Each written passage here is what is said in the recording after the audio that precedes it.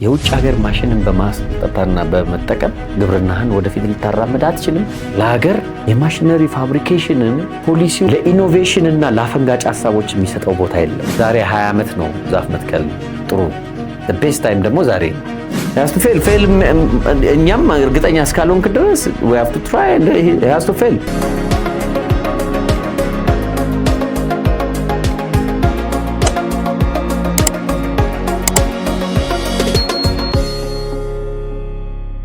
ጅማ ፕሮጀክት እንዳጋጣሚ ስንሰራ እኔ ዓለም ገብሩ በሪውን ጣሰውና ብሩክ መኮንን የምንባል አንድ ግሩፕ ውስጥ ነበር። ብሩክ የድሬዳዋ ልጅ ነች፣ ዓለም የዚህ ሀገር ልጅ ነች፣ በሪውን የአሰላ ልጅ ነው። እና የሚገርም ፕሮጀክት ሰራን። የሮቦት አርም ነው በዛን ጊዜ የሮቦት አርም ሰርተን በቃ በጣም ፋንክሽናል የሆነ በደንብ አሳይተን ዶክተር ተውፊክ አህመድ አሁን የወራቤ ዩኒቨርሲቲ ፕሬዚደንት ነው። እሱ አድቫይዘራችን ነበረ እና በጣም ያበረታታን እንትን አረግን። ሌላም ቦታ ላይ አዲስ አበባ ዩኒቨርሲቲ መተን ፕሬዘንት አረግ ነው ምናምን በዚህ ጨረስን። የድሮ መምህራኖች ያው ሊያደርጉት የሚችሉት ጥሩ ሪኮመንዴሽን ጽፈውልህ ምናምን ለስራ እንድትዘጋጅ ያችን ብቻ ነው። አስተዋውሳለሁ ማለት ሪኮመንዴሽን ምናምን ይጻፍልሃል። ኢቨን በእኛ በፕሮጀክታችን አዋርድም አግኝተናል። ቤስት ሪሰርች የሚል የዛን ጊዜ ያገኘነው አዋርድ ይዘን እንግዲህ ስራ ፍለጋ ትዞራለህ። አሁን ምን መሰለ በጅማ ስንወጣና ወደ ቤተሰብ ስትመጣ ቤተሰብ ያው የሸኘህን ያህል ሳይሆን ስትመጣ ግን ደግሶ ነው የሚቀበልህ እና ማህበረሰቡ ምናምን ሀብል ይሰጣሃል፣ ቀለበት ይሰጣሃል ምናምን እንደዚህ እድሩም ተሰብስቦ የሆነ ነገር ያደርጋል እንደዚህ አለ። ስለዚህ ይህንን ተሰጥቶ ቀጥሎ ያለው ጋዜጣ እና ማስታወቂያዎች መከታተል ነው። በእኛ ጊዜ ጋዜጣ ነው። ስለዚህ ጋዜጣ ስራ ለመቀጠር ስንፈልግ የሁላችንም ኢንተረስት ከጓደኞቼ ጋር ያለው ኢንተረስት አዲስ አበባ ውስጥ መሆን ነው፣ ስራ መስራት ነው። ከአዲስ አበባ ውጭ ደግሞ አሁን ደግሞ ኢንተረስቴ እንትን አደረገ እና በቃ አዲስ አበባ ውስጥ ስራ እየሰሩ መኖር ነው የሚል ነው። ስለዚህ አዲስ አበባ ውስጥ ደግሞ ኮምፒቲሽኑ ሃይ ነው። ስለዚህ ተመረቀ ስትወጣ እኮ ሰማይን የምታወርድ ሁሉ ነው የሚመስለው። ያለ አንተ የለም ከተማ ውስጥ ዲግሪ የምታረገው ምናምን ዲግሪ አለ ምህንድስና ነው የተማርከው ምናምን እያልክ ምናምን በቃ ያስጎርርሃል። ከዛ 4 ኪሎ አካባቢ ጋዜጣ እቺ ማስታወቂያ ሰሌዳውም ነበር።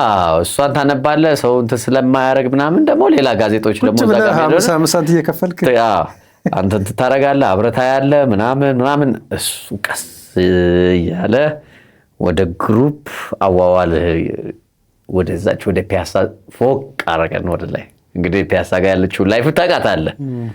እዛች ጋር ምናምን ትላለህ ምናምን እንግዲህ ገንዘብም ስለማይኖር ያለችውን ትሸጣታለህ።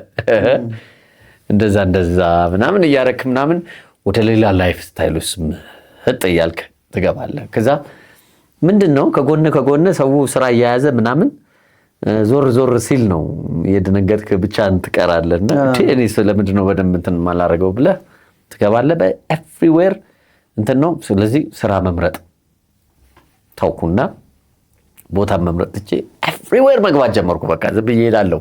15 ቀን ሰራለሁ ምናምን በቃ እንትን አይለኝም። ትቸወጣለሁ። የሆነ ቦታ ገባለሁ። 1 ወር ሰራለሁ ምናምን ትቸወጣለሁ። የሆነ ቦታ ገባለሁ እንደዚህ 6 ወር ሰራለሁ ትቸወጣለሁ ምናምን በጣም ብዙ ቦታ ገባው። the best time ግን ለኔ የሰራሁት መተሃራ ስኳር ፋብሪካ የኤታኖል ፕላንቱ ላይ የሳይት መሐንዲስ ለፋብሪኬሽን እና ለተከላው ምናምን ሆኜ በደዌቶ በሚባል የውጭ ካምፓኒ ውስጥ ኢንጆይ አረኩኝ። ሪሊ ራስን መቻል ራስን ኢንጂነሪንግ ስኳር ፋብሪካን ሲስተሞችና ምናምን ሂውጅ ነው። ከአግሪካልቸር ውስጥ ከመጨረሻው ፓኬጂንግ እና ዲስትሪቢዩሽን ኮንቲኒየስ ፕሮዳክሽን ፕሮሰስ ስለሆነ ከዛ በኋላ ዌስት ማኔጅመንቱ ምን ሰጠኝ፣ በጣም ትልቅ ነገር ሰጠኝ። ፋብሪካው ያኛው አንድ ወጥ ስለሆነ በደንብ እንትን የምትልበት ነው። አገዳው ከሚወጣበት ስኳሩ ታሽጎ እስከሚወጣበት ወጥ የሆነ ስርዓት ነው። 7 ወር እዛ ሰራው እስከ 10 ከዛ በኋላ ከ11 ወር ብቅ ጥልቅ እያልኩኝና that was my critical time። ሌላው ደግሞ 4 ሰዓት የሰራውበት ታይም ነው። እዚቹ ሳሪስ አካባቢ ነው የሆነ ገባው ምናምን በጣም የሚያሳዝኑ አሮጊቶች ምናምን አሉ። ቴክኒካል ማናጀር ሆኜ ነው የገባሁት ምናምን። ሲስተሙ በቃ የሆነ በራሱ ዝም ብሎ መቀጠል ያለበት እንጂ የሳይንስ ሰው የሚፈልግ አይደለም። 4ኛው ሰዓት ላይ ጠፋው ሰው በጣም ብዙ ቦታ በቃ ገባው ወጣውና እንትን አልኩኝ። መጨረሻ ላይ በቃ እኔ አንድ ጓደኛ አለኝ ኮንሰልታንት ሆኜ ደጀን እንትን ጂፕሰም ፋብሪካ እንትን አልኩኝ። በየ2 ሳምንት እየሄድኩ ነው ፕላንት ማየውና ከዛ በኋላ ግን ጓደኛ ያለ በቃ እኔ የራሴን መስራት አለብኝ ምናምን ብዬ ተነሳው። እንግዲህ it's been like 3 ዓመት ምናምን እንደዚህ አሳልፌያለሁ። ከዛ በቃ ተቀጥረህ በመስራት በተለይ በቃ ራሴን መስራት አለብኝ ምናምን አልኩት። አንድ ቶሺባ ኮምፒውተር ነበረችኝ። ስለዚህ እሷ ነች በቃ እኔ እንትን ስራ ለመስራት ለካስ ምንድነው መስራት የምችለው? ስለዚህ ኤሌክትሮሜካኒካል ስራ ነው መስራት የምችለው። ኤሌክትሮሜካኒካል ስራ ለመስራት ትንሽ ማርኬቱን ሰርች ሳራይ ብቃት ማረጋገጫ ይጠይቃል። ብቃት ማረጋገጫ መሐንዲስ ስለሆንክ አይደለም እንትኑ በንግድ አንድ ኤሌክትሮሜካኒካል ስራ ለመስራት ደረጃ አለው። ንግድ ፍቃዱንም ለማውጣት የብቃት ማረጋገጫ ፓራሜትሮች አሉት። ቢሮ ያስፈልጋል፣ የሆነ ነገር ያስፈልጋል። በቃ የምትፈልገውን ነገር አታሟላው። ስለዚህ ጊዜ ፈጀብኝ ኤሌክትሮሜካኒካል ለማውጣት። ስለዚህ ትንሽ አየውና ያ ደጀን ላይ የነበረ አንድ ስራ አስኪያጅ ጓደኛ የነበረና አጠራቅሞ 15,000 ብር ነበረችው እና በቃ ስጠኝ እኔ ልስራባት ስራ ምናምን አልኩት። ስለሚያምነኝም እና በቃ የልብ ወዳጅም ስለሆነን እስካሁን ድረስ እንደዛ ነው እንደ ቤተሰብ ስለሆነን እሱን ሰጠኝ። ይሄ መጀመሪያ ምንድነው ያደረኩት? 15,000 ብሩን ወስጄ የንብ ባንክ አስገባው። ከዛ እንትን አወጣው የስቴትመንት። ያንን ስቴትመንት ካወጣው በኋላ 11,000 ብር አውጥቼ ቢሮ ተከራየው። የዛን ጊዜ 3 ወር 6 ወር ይሏል። ቢሮ ተከራየውና የቢሮ ክራይ ውል ያስኩኝ፣ የባንክ ስቴትመንት ያስኩኝ። ከዛ በኋላ ሄጄ ብቃት የማይጠይቅ የስራ ዘርፍ ነው ያጠናሁት። የብቃት ማረጋገጫ የማይጠይቅ የኢንዱስትሪና የኢንጂነሪንግ ጥናትና ምርምር ብቃት አይጠይቅም። የዛን ጊዜ እንትኑ እኔ እዛ ስመላለስ ያዩኝ ምናምን አይ አንተ ብቃት ካላመጣ ምናምን ስለሚሉኝ የሆነ ጊዜ ቻሌንጅ አደረኳቸው። አይ ብቃት አይጠይቅም። ተከራከርኩ። ከዛ አለቃው ድረስ ገባን፣ ተከራክረን ምናምን እኔ በቃ ረታው የብቃት የማይጠይቀውን ኢንጂነሪንግ እና ምናምን ወሰርኩ ማለት ነው። ያንን ይዤ ቲን ነበር አወጣው እንትኑ ምናምን ያወጣውትን ነገር ከያዝኩ በኋላ ድርጅቱ በቋሚነት ተረጋገጠ ማለት ነው መስረቱ። ግን ቢሮ ወንበር የለም ምን የለም ምናምን የለም፣ ያው ለፎርማሊቲ ነው። ከዛ የሆነ ጨረታ ሞክራለሁ፣ የሚያሰራ የለም ምናምን በቃ የሆነ አንድ ኮምፒውተር ይዘህ ክው ስትል ማን ይፈልጋል? በቃ ምንም እንትን አይደለም፣ ብዙ ሰዎች ያሉ። የሆነ ጊዜ ግን አንድ ህንዶች መጥተው የሆነ ማሽን መስራት ክሊኒንግ ማሽን መስራት ይፈልጋሉና ምናምን ከዛ በስማም እንደዛ ብዬ ለልት ቁጭ ብዬ 3D ኮምፒውተሯ ስለነበረችኝ 3D በደንብ ተለማምጄ 3D ሞዴል መስራት እችላለሁና በ3D ሰርች ሳሳያቸው በጣም ቆንጆ ከፈሉኝ። በቃ ቢሮዋ ዘጭ አለች። ያቺን ማሽን ሰራርቼ ምናምን አስረከብኩኝ። ከስንት ጊዜ በኋላ በቃ ራስ መቻል ጀመርኩ ማለት ነው። እንደዚህ እያልን ከዛ በኋላ የማሽነሪ የማምረት እንትን ውስጥ ሙሉ ለሙሉ ራሴን ዴዲኬትድ አድርጌ ገባው። ከዛ በኋላ 10 ምናምን ፕላንት ከአሜሪካ ገቨርንመንት እንትን ጋር ያለ USDA ጋር የሚሰራ USDA ቮካ ከነሱ ማሽን አገኘው። ያንን ራሱ ወርክሾፕ ሳይኖርህ ያንን አደራይተህ ምናምን በማኔጅመንት ያንን ማምጣት፣ ከዛ የራሴን ፋብሪካ መገንባት። ሉክ እንግዲህ ይሄ ምን መሰለህ አሁንም ድረስ ለወጣቶች ቻሌንጅ ነው ይሄ ፋብሪኬሽን ኢንጂነሪንግ። ፋብሪኬሽን ኢንጂነሪንግ ማለት አንድን ነገር ፋብሪኬት ማድረግ ነው። ልብስ ፋብሪኬት ይደረጋል፣ ኬሚካል ፋብሪኬት ይደረጋል፣ ሶፍትዌር ፋብሪኬት ታደርጋለህ፣ ብረት ፋብሪኬት፣ ማሽን ፋብሪኬት ታደርጋለህ ማለት ነው። የማሽነሪ ፋብሪኬሽንን ፖሊሲው በደንብ አይደንቲፋይ ያደረገው እዚህ ሀገር ለሀገር ጠቃሚ እንደሆነ በመርህ ደረጃ ያውቀዋል እንጂ በፕራክቲስ ወይም ደግሞ በተግባር ደረጃ ያውቀው። ስለዚህ አክሰስ ቱ ፋይናንስ የለው፣ ክህሎት የምታዳብርበትና የምትሞክርበት ቦታ የለው፣ ለኢኖቬሽን እና ለአፈንጋጭ ሀሳቦች የሚሰጠው ቦታ የለው። አውሮፕላን አፈንጋጭ ሀሳብ ነው እኮ ዲስረፕቲቭ አይዲያስ በቃ ዘለህ ምናምን በአየር ላይ ነው የሚሄደው ብለህ ስታደርግ ህግ ብታወጣለት ኖሮ አይሰራም ነበር። እኛ ሀገር ኢኖቬሽን ህግ ወጥቶለታል፣ የሚተገብረው በዩኒቨርሲቲና በምናምን ውስጥ ብቻ ሆኖ ቀርቷል። ኢኖቬሽን ህዝባዊ ነው መሆን ያለበት። እንደኛ አይነት ደሃ ሀገር በጀት ካልመደብክለት የተገራ ህዝባዊነት ላይ ኢኖቬሽንን ካስቀመጥከው እያንዳንዱ ሰው በራሱ ኪስ ለመፍጠር ይዳዳል ማለት ነው። ግን የተገራ አካባቢው ላይ ራሱ ላይ ንብረት ላይ ዳሜጅ ሳያመጣ ማለት ነው። ሶ ይሄንን አይደንቲፋይ ያደረገው ሶ ስቲል ፕሮብሌም አለ ማለት ነው። በነገራችን ላይ የውጭ ሀገር ማሽንን በማስመጣትና በመጠቀም ግብርናህን ወደፊት ልታራምድ አትችልም። ዲፔንደንት ነህ። የውጭ ሀገር ማሽን ምናምን በማስመጣት ኢንዱስትሪን አትሰራም። ምክንያቱም ዲፔንደንት ነህ። ስፔር ፓርት ያስፈልጋል፣ ሜንተናንስ ያስፈልጋል፣ ስኪል ያስፈልጋል። የዛ ሰው ዲዛይን ነው።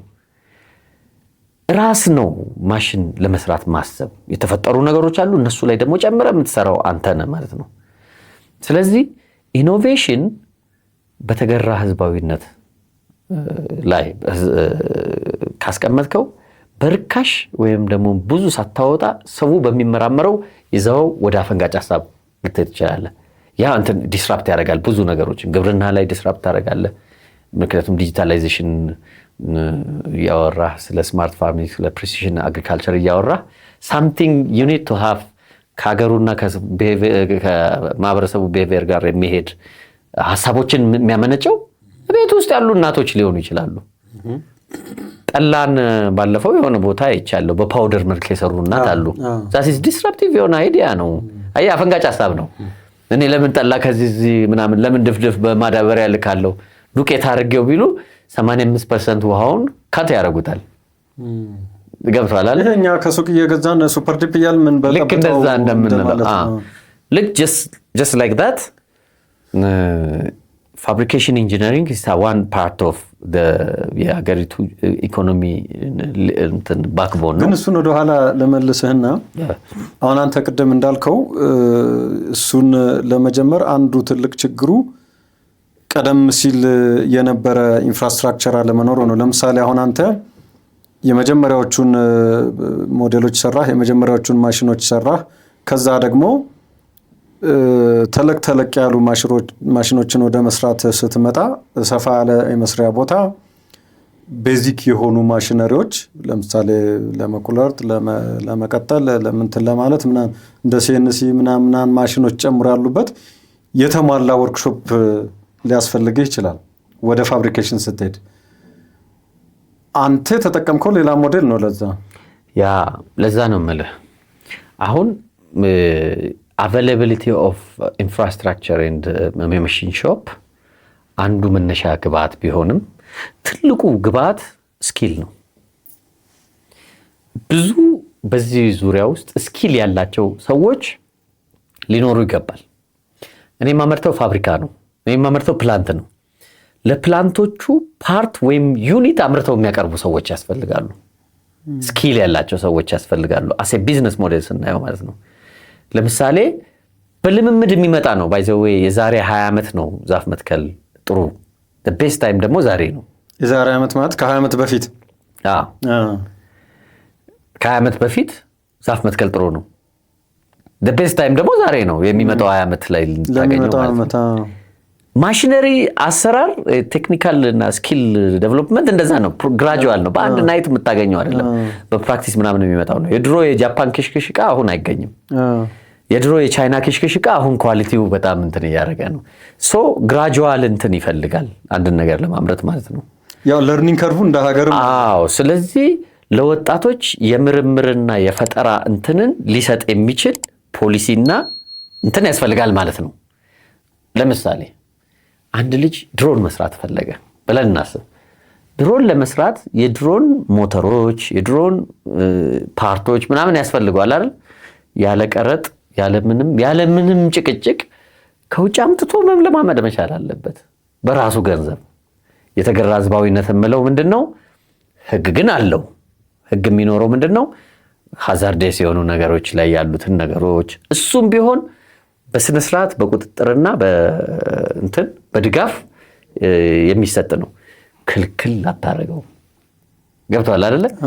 አሁን ለምሳሌ በቃ ማምጣት የኮሙኒኬሽን መሳሪያ ማምጣት ትችላለህ ምናምን ሲልህ የኮሙኒኬሽን መሳሪያ ማስገባት የምትችልበትን ፍቃድ የሚሰጥህ መስሪያ ቤት ፕሮጀክቱ ከምትሰራበት በላይ ቢሮክራቲክ እንትን ውስጥ ይከታል።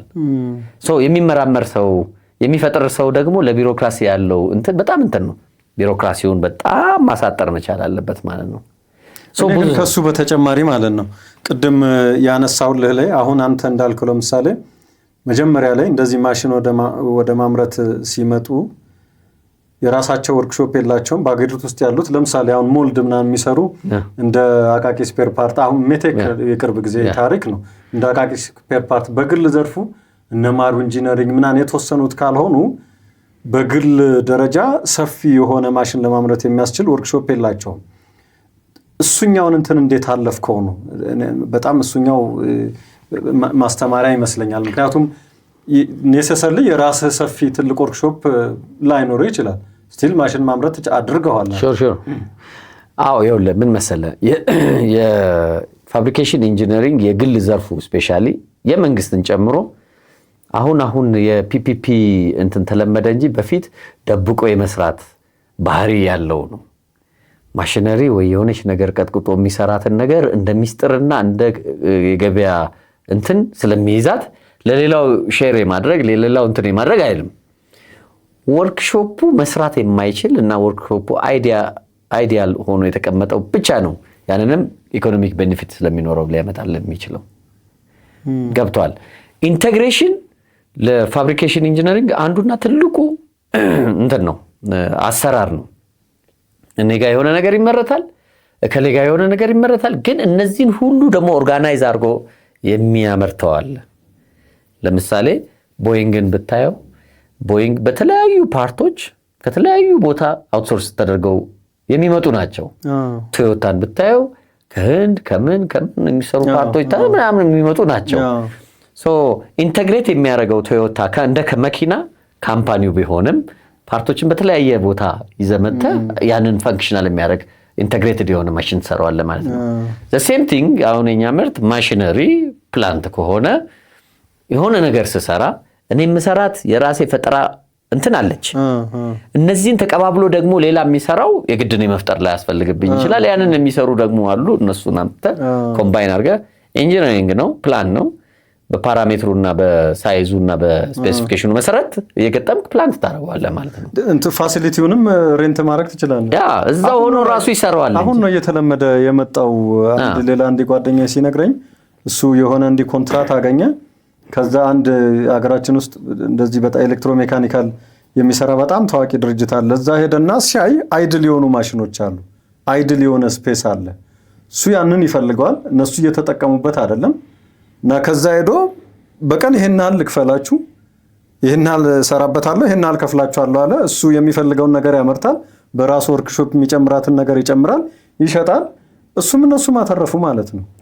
የነበረው አፕሮች ቀደም ሲል ምንድነው ኮምፒቲቲቭ ነው። ምክንያቱም ትፈራለህ። አሁን ያንተ ማሽን ላይ የሆነች ሞልድ ልስራ ከዛ ለኪሮያ ግን ልክፈል ቢል ኮምፒቲቲቭ እንትን ያለን ተፎካካሪ መጣብኝ የሚል ማለት ነውና ኮኦፐሬቲቭ እንትኑ ሲመጣ ይኖራል ማለት ነውና ልጠይቀህ የፈለኩት ይሄንን ማየት የሚችላሉ የሚለው ነገር አንተም ሞዴል ላይ ስላለ ነው። ምክንያቱም ሁሉንም ነገር በራሳቸው መገንባት ላይ ተጠበቅባቸው ይችላል። የተወሰነውን ስፔስ ሌላ ቦታ ሬንት ሊያደርጉ ይችላሉ። አንተ እንዳልከው ኮር የሆነ የናንተ መሰረታዊ የቢዝነስ ሞዴል ማዕከል የሆነውን ነገር እዛው ያመርቱታል። ሌላውን ደግሞ ሌላ ቦታ አምርተው ፋብሪኬሽን ኢንጂነሪንግ እንደዛ ነው ብያለሁ። አሁን ለምሳሌ የልብስ ፋብሪኬት ይደረጋል ብያለሁ። ክሩን ጥጡን ከሌላ ቦታ ልታመጣ ይችላል ወይ ልትፈትል ይችላል ወይ የተፈተለ ልታመጣ ይችላል። ቀለም ከሌላ ቦታ ታመጣለ። የሽመና መሳሪያ አለ። ባንተ ዲዛይን ልብስ ትሰራለህ ማለት ነው። ከዛ ደግሞ ይሄንን ደግሞ ጨርቅ ወስዶ ደግሞ ልብስ የሚያደርገው ደግሞ ሌላ አለ። ስታይ ፋብሪኬሽን ራሱ እስከ መጨረሻው ዩዝ ድረስ እስኪደርስ ድረስ የኢንቴግሬሽን ጉዳይ ነው። በተናጠል የሚሰራ አይደለም። በተናጠል ሁሉንም አልሰራውም። እንደዛ ነው እና ዲፍረንት ስኪልስ ናቸው ወደዛ የሚመጡት። ዶንት ቲንክ ላይክ ብረት ምናምን እንደሚሰበሰብ አድርገህ መውሰድ የለብም። ስኪልስ ናቸው። የማኔጅመንት ስኪል አለው፣ የፋይናንስ ስኪል አለው፣ የፕሮኪውርመንት ስኪል አለው፣ የሴፍቲ ኤንድ ምናምን ስኪል አለው፣ የኳሊቲ ስኪል አለው። ነፍ ስኪል የዛኛው ሰውዬ ያቺን ዕቃ አምርቶ እስኪያመጣልህ ይህንን አውትሶርስ አድርጓል። እሱን ነው የሚሰጥህ። አንተም በዛ ስኪል መሰረት ሁሉንም እያመጣ ገጥመህ ለመጨረሻው ፕሮዳክት ነው የምትሰጠው። ያለዚያ አይሆንም ነው። አሁን ይሄንን ሊያበረታታ የሚችል ፖሊሲ ያስፈልጋል። ይሄንን ሊያሰራ የሚችል ዛሬ የምንሰራቸው ማሽነሪዎች ኳሊቲያቸው ጥሩ ላይሆን ይችላሉ። ከ20 ዓመት በኋላ ግን ኳሊቲያቸው በጣም የማይቀመስ ሊሆን ይችላል። ዛሬ ካልጀመርከው ግን አይመጣውም ማለት ነው። ስለዚህ ይሄ ነው ያለው እንትን በማሽነሪ እንትኖች ላይ እንደዛ አይነት ደረጃ ላይ እንደደረስ ነውና አሁን ላይ ሳይ በፓርትነርሺፕ ምናምን በጣም አስፍተ ነው ብዙዎቹ ይሰራሉ ምናምን እንደዛ አይነት ሌቭል ላይ ደርሰናል። the only thing what I am doing now ኮንሰልታንሲ እና የማኔጅመንቱን ነው የፋብሪኬሽን ኢንጂነሪንግ ማኔጅመንቱን ነው እንትን ያለ ትዝ ካለ እናንተ ዩኒቨርሲቲ እኮ ለፒኤችዲ መጥቼ ነበር። እንደውም አንዱ ፈታኝ አንተ ነበር አይደለ? አላስተምራላችሁን እንጂ የኢንዱስትሪያል ማኔጅመንት ላይ የዚህን የማኔጅመንት ስታይል ለአገሪቱ በሚሆን መልኩ ለማጥናት ነው በቃ አመጣጤ እና ያንን ነገር ለመስራት ነው። የፒኤችዲ እንትን ለማለክ ሳይሆን የምፈልገው የማኔጅመንት ዲፓርትመንቱ ጥሩ ስኪሎች አሉት። ያንን ኢምፖርት ተወስዳለ። የኢንጂነሪንግ አለ፣ የኢንዱስትሪ እንትኑ አለ፣ የተለያየ እንትኖች አሉ፣ ሌጋል እንትኖች አሉ ምናምን እነሱን ቀምረህ ለማውጣት እንዳጋጣሚ ያው አልፈን ነበር እኮ ፕሮግራሙ ታጠፈ መሰለኝና አዲስ አበባ ሳይንስና ቴክኖሎጂ ፒኤችዲ ሊያስተምረን ጠርቶ በቃ ካለፈን በኋላ በቃ አጥፈናል ብሎ እንትን ብሏል። አስተምሩን ያልነው እና ለዚህ ነበረ እንትን በጣም በሚገርም ሁኔታ የፋብሪኬሽን ኢንጂነሪንጉ ወደፊት እንዲራመድ የፕላንት ማኔጅመንት የፋብሪኬሽን ኢንጂነሪንግ ማኔጅመንት የሚል ራሱን የቻለ ሞጁል ያስፈልጋል። እንደ ውጪዎቹ ሳይሆን እንደኛ ከባህሪ አንፃር ከኛ አኖኖር አንፃር ሊሰራ የሚገባው ራሱን የቻለ ቲዮሪ የሚያስፈልግ ይመስለኛል።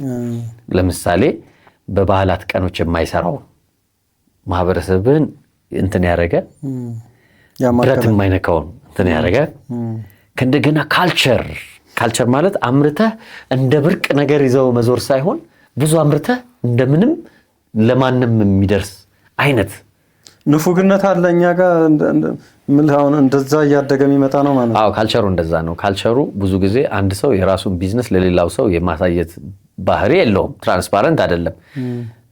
የንግድ ሚስጥር ብሎ ሊይዘው ይችላል። ግን ዓለም ላይ በጣም የሚታወቅና በጣም እንትን የሚያደርግ ነገርን ኤክስፖዠር ሌሎች ሰዎች ቢያዩት ግን ችግር የለውም። እንደውም እነዛን ሰዎች ኢንክሉድ በማድረግ አቅራቢና ምናምን በማድረግ ልትጠቀምባቸው ትችላለህ። በደንብ ስኪላቸውን ድሬን ለማድረግ ስኪል ድሬን ማድረግ ማለት በጣም የሚገርም ነገር ነው። ማሽነሪ እኮ ባይዘው ስኪል በሌለበት ሀገር ላይ ያንን ነገር ተክቶም ሊሰራልህ የሚችል ነገር ነው። ግን ስኪሉ ካለ ማሽኑን የሚሰራው ስኪሉ እስከሆነ ድረስ ፎከስ መደረግ ያለበት ስኪሉ ላይ ነው።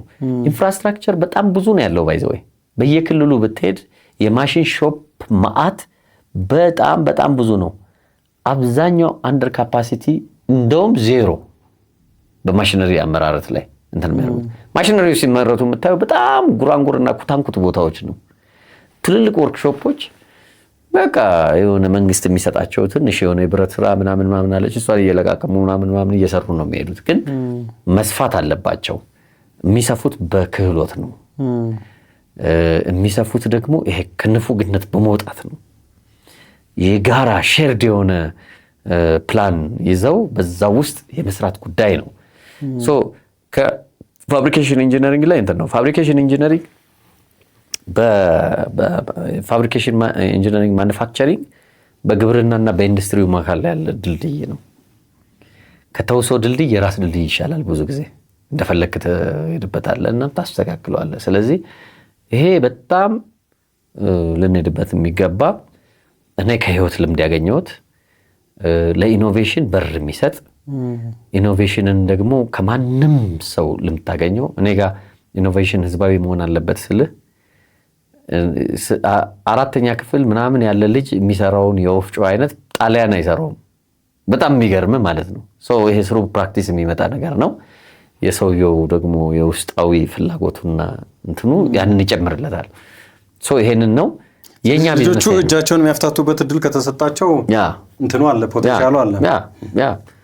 አሁን ለምሳሌ በጣም ሃይ ኳሊቲ ካሜራ አምጥቶ መመራመር የሚፈልግና ሳተላይት እንትን ማድረግ የሚፈልገው ለምን ትከለክለዋለህ?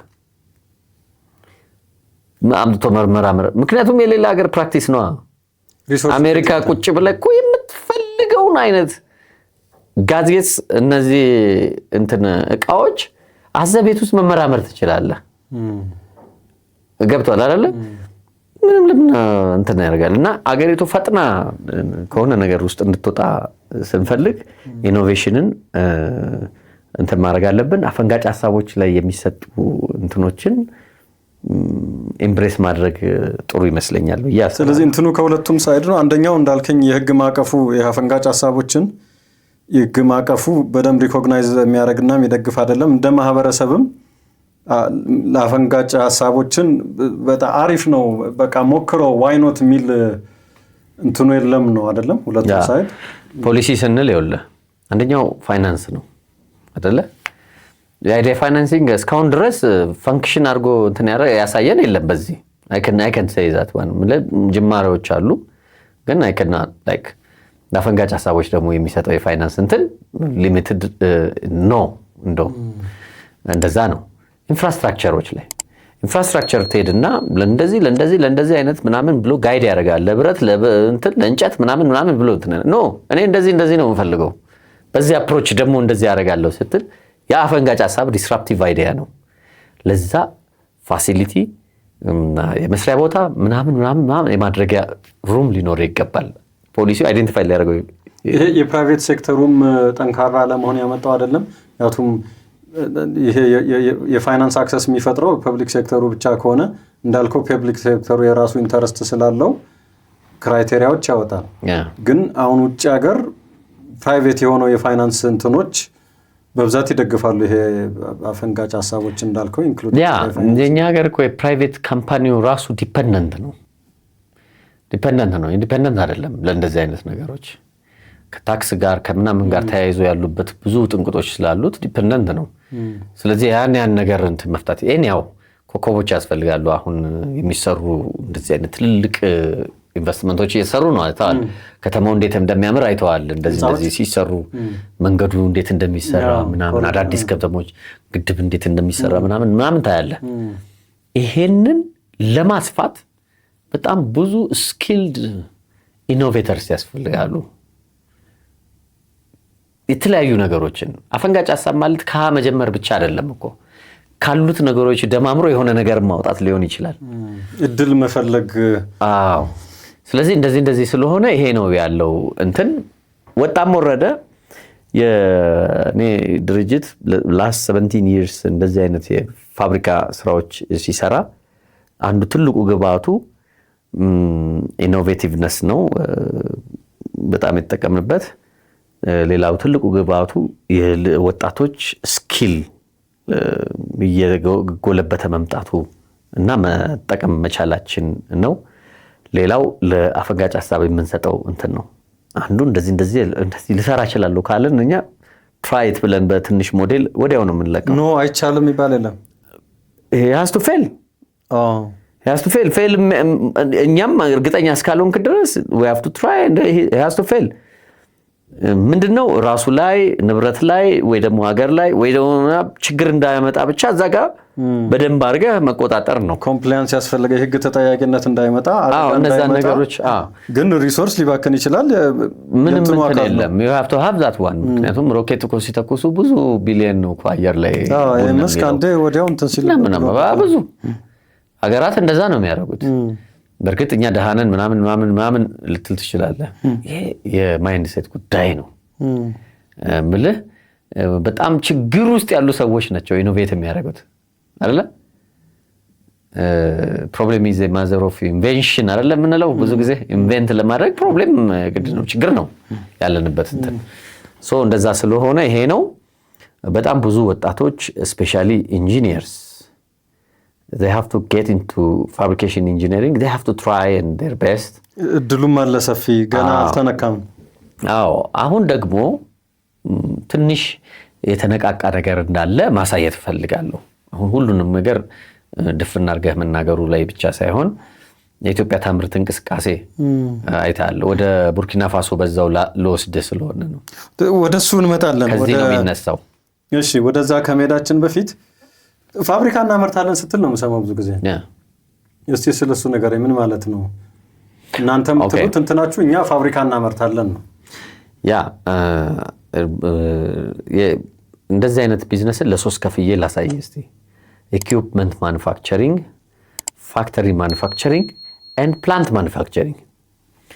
ወፍጮ አመርታለሁ ስልህ ኢኩዊፕመንት ማኑፋክቸሪንግ ነው።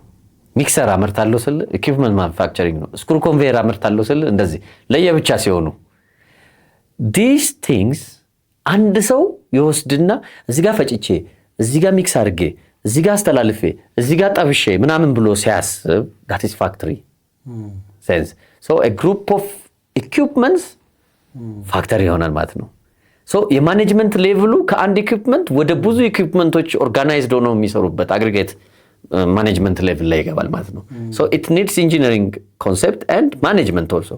መቼ ነው ሄዶ አንዱ የሚገጥመው ይሄ የሚሰጠውን ያኛው ይቀበለዋል ወይ የተቀበለውን ፕሮሰስ አድርጎ ለዛኛው ይሰጠዋል ወይ የሚል አናሊሲሶች የምትሰራበት እንትን ነው ማለት ነው። የማኔጅመንት ሌቭሉ ከፍ እያለ ይመጣል ማለት ነው። የፋብሪኬሽን ማኔጅመንት ሌቭሉ ከፍ እያለ ይመጣል ማለት ነው። መቼ ነው ይሄኛው የምገጥመው መቼ ነው እንትን ማድረገው? ለምሳሌ የሆነ ነገር አምጥቼ ገጥሜ ከዛ በኋላ ልገጥም ይሄኛውን አንስቼ ይሄ መሆን የለበትም። which one is a priority እንትን መጀመሪያ ፕሮኪውርመንት ስታይ መጀመሪያ መግባት ያለበት ወደ እንትን ማን ነው? ቀጥሎ ማን ነው መግባት ያለበት? ቀጥሎ ማን ነው የሚገባው? ቀጥሎ ኤሌክትሪካል መቼ ነው ምናምን እያልክ እዚህ ጋር ሳሰማራ ለፕሮጀክቴ 1000 ሰው የሚያስፈልገኝ ከሆነ የመጀመሪያው ተከላ ላይ 1000 ሰው ያስፈልገኛል ወይ? ምናልባት 3 ሰው ላይ ያስፈልግ ይችላል። ቀስ እያለ እያደገ this is ማኔጅመንት ፓራሜትሮች ናቸው። ከሪሶርስ አንፃር ከአኮሞዴሽን አንፃር ከምናምን አንፃር እዚህ ጋር የምታስብባቸው ናቸው ማለት ነው። ዳስ ፋክተሪ ትንሽ ምን እያደረገ ይመጣል እያደገ ይመጣል። ፕላንት ማለት ደግሞ a group of factories ናቸው ደግሞ። አሁን ለምሳሌ እዚህ ጋር እንደዚህ ፋክተሪ ይሄ ፋክተሪ እንትን የሚያወጣው ወይስ በዚህ ጋር ደግሞ ፕሮሰስ የሚያደርግ ደግሞ ሌላ ፋክተሪ ይሄኛው ደግሞ የሚያወጣውን ይሄ ፕሮሰስ የሚያደርግ ይሄኛው ምናምን እያደረክ ኢንተግሬት የምታደርግበት ሲስተም ሲሆን it's a plant ገብቷል። ሶ በዚህ ላይ ስትሄድ a group of equipments factory ከሆነ a group of factories plant ሊሆን ነው ማለት ነው። ሶ በማኔጅመንት ሌቭል በዋራንቲ ሌቭል አንድ ኢኩዊፕመንት ዋራንቲ መስጠት እና ጋራንቲ መስጠት ይሻላል ፕላንት ከመስጠት ይሄ አይደለ? ሌጋል እንትኑን የፋይናንስ አጠቃቀምን የሰው ኃይል አጠቃቀምን intended use of እንትን the plant or factory እንዴት እንደሚሆን ለምን ያህል አመት ከእንደገና ደግሞ ፕላንት ስተክል የአካባቢውን የኢኮኖሚ ምናምን እንዴት ይለውጠዋል አናሊሲስ እንትኑን የአካባቢውን የኢንቫይሮንመንት ነገር ምን ያደርጋል ምናምን እያልክ እንታረጋለህ። ከኢኩዊፕመንት አንፃር ይሄኛው የገዘፈ ይመጣል ማለት ነው። so I am telling መጀመሪያ ስንነሳ ኢኩዊፕመንት ማኑፋክቸረር ነበርን። ሁሉንም ኢኩዊፕመንት እናመርትና ገጣጥመን ደግሞ ፋክተሪ እናረጋለን። ከዛ ኮሮና ላይ ምናምን ችግር ሲገጥምና ልጆች ሲሄዱብን ስኪል ማጣት ስንጀምር ልጆቹ እንደምንም ሰብስበን ራሳቸውን እንዲችሉ አረግንና ኢኩፕመንቶቹን እንዲያመርቱ አረግናቸው። ሶ ከነሱ እየወሰድክ ፋክተሪ ቀጠለ ማለት ነው። ሶ አሁን ላይ እንደውም ፋክተሪ የሚያመርቱ አሉ። ያመርቱና የተወሰነ ፋክተሪ አሁን ወተር ትሪትመንቱን አንድ ሰው ይሰራል፣ እንትኑን አንድ ሰው ሊሰራል ይችላል ማለት ነው። ሶ ይሄንን እያሰፋ የምትሄደው ስኪልድ በሆኑ ማንፓወሮች ናቸው። ስኪሉ it's not something like መበየድና መቀጥቀጥ መቁረጥ አይደለም። it is a management skill። በነገራችን ላይ አንድ ነገር ጠምጠመህ በቅስት ለመያዝ ወርክ ፒስን ቅስት ካረከው እንዴት አድርገህ እንታረጋለህ? that's management። ስለዚህ ስትነሳ ለቅስት የሚሆነ ነገር ሁሉ ታሳቢ አድርገህ ነው የምትሄደው ማለት ነው። ሶ ከዛ ጀምሮ ወደዚህ ድረስ የሚመጡት እነዚህ ልጆች በስኪል የሚያገኙት የማኔጅመንት የፋብሪኬሽን ማኔጅመንት እንትን ነው ማለት ነው። ኢንትረስቲንግ። ሶ ፋብሪኬሽን ኢንጂነሪንግ ማኔጅመንት እንለዋለን ማለት ነው። 120 በአንድ ፕሮዳክት። አሜዚንግ። አንድ ፕሮዳክት ማለት አንድ ፋክተሪ ለምሳሌ አኒማል ፊድ 120 ደርሷል። በጣም የምትታወቁበት አንደኛው እሱ ነው። ከዛ በኋላ የህፃናት ምግብ ማቀነባበሪያ ነው። ከዛ በኋላ ደግሞ የሚነራል ፕሮሰሲንግ ነው። these are our best እንትን አሁን አዳዲስ ኢኖቬቲቭ የሆኑ ነገሮችን ያመጣሉ ልጆችና አብረን እንሰራለን። አሪፍ ለሆነው አውትሶርስ እናደርጋለን። ዘንድ እንደገና ይመጣል። ናይስ ኢንትረስቲንግ። ውድ የቸዝዳር ጨዋታ ቤተሰቦቻችን ጨዋታችን እንደቀጠለ ነው። ከቢጃይ ነራሽ ናይረከር ጋር የአቃቂን ውሃ የጠጣ የጅማ ዩኒቨርሲቲ ፈርጦች መካከል ወጣቶችን ባለሀሳቦችን የሚያበረታታ ከአቃቂ እስከ ኡጋዱጉ ቡርኪና ፋሶ ቢጄ ስለ ፋብሪካ ተከላ ስለ ፕላንት ተከላ ሰፊ ነገር አውርተናል። በተለይ ወደ ማሽን ወደ ማምረት ፋብሪካ ወደ ማምረት ጀማሪዎች ሲመጡ ሊመለከቷቸው የሚገቡ የተለያዩ ሪሶርሶችን ያሉትንም ቻሌንጆች ደግሞ እንዴት እንደሚወጡ ሰፋ ያለ ሐሳብ ሰጥተናል። ከ120 በላይ ፋብሪካዎች ኦሬዲ ተክላቸዋል። በመሃል ላይ እንግዲህ 2019 ላይ ኮቪድ መጣ። ስለዚህ የፖስት ኮቪድ ታሪክ ሌላ ነው ማለት ነው። ምን ተከሰተ? ጥሩ ነው ግን አረካውም ነው። የአሜሪካና የቻይናን የታሪፍ ድብድብ ስታይ ይሄንን አሁን መጠቀም ትችላለህ። እኔ ድርጅት ውስጥ እንዳማካሪ ነው አሁን ያለው። ዲዛይነር ሲንድሮም እና ፋውንደርስ ሲንድሮም የምንላቸው አሉ። የአንድ ሰው ፍላጎት የአንድ ሰው ስሪት በሀብትና በጸጋ ነው ብዬ ነው የማስበው። በቤተ መንግስታቸው ተቀብለው አነጋገሩን እኛ ፍራስትሬት አድርገን እነሱ ጋር እንዳንቀር የቢዝነስ ሞዳሊቲውን 51% ለኛ ሼር እነሱ መንግስት ራሱ 49% ኖሮበት እንዲሰራ ፈቀዱ።